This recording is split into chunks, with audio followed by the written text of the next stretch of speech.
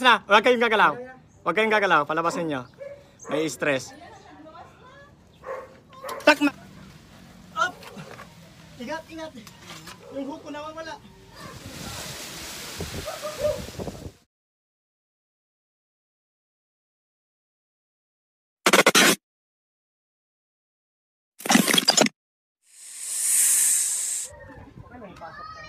Ay, dito lang.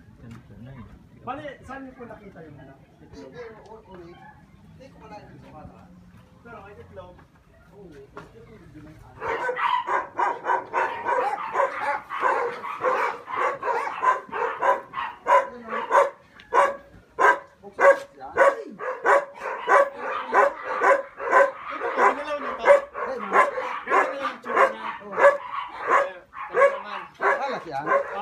Anong alasa?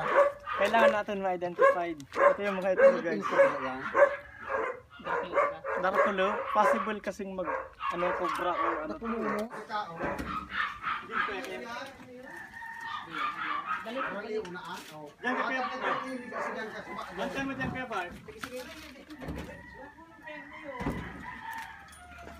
Pa-distansya na lang po kami kabita kung halimbawa ano.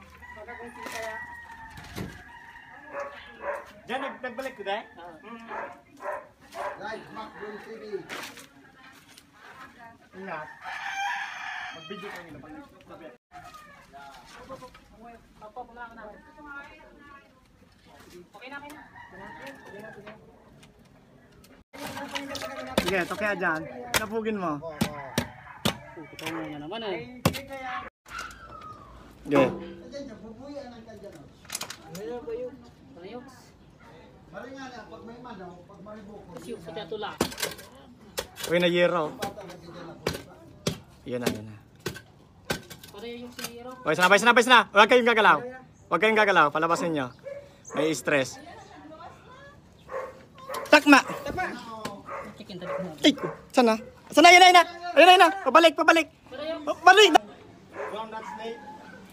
Kailangan natin nilagay kasi nasa bahay. Ako masya ko yan. Sa bahay. Ako ang Philippine Cobra. Hindi. Dahil ang gino mo, Yan, ang mo po to. Hindi mo ganon. Kalma. isang rara, Kalma. ng gino mo. Pero bako yan, sulat ko yan. Hindi po ito nag-hatch. Bako yan. Hindi po ito may-ari ng itlog. Oo. Kasi matutong pala mo, Ayaw, all. malaki yung itlog. Hanapin natin yung may-ari dito. Yan. May ano, katsa. So katsa yung ano. Ay, posibleng taglunggaan din. Ayan. Mga makinis. Yan yung mga pinapasukan ng ahas. Kasi sabi ni sir, nakapatay na sila ng cobra and marami talagang ahas dito. Kasi kaya,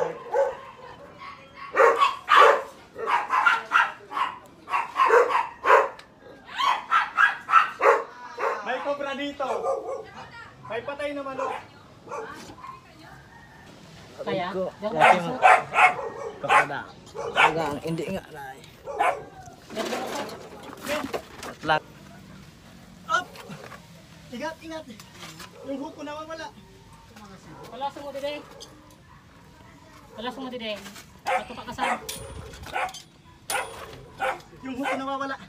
Ayun ang ilaw.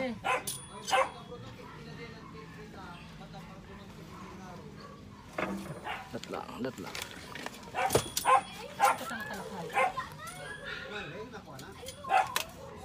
Buntot ko yan, Ken.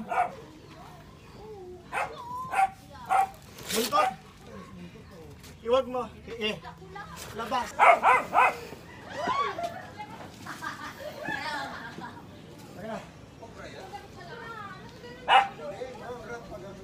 Cobra po. Oh, yun nagkaroon. Ay, Cobra talaga.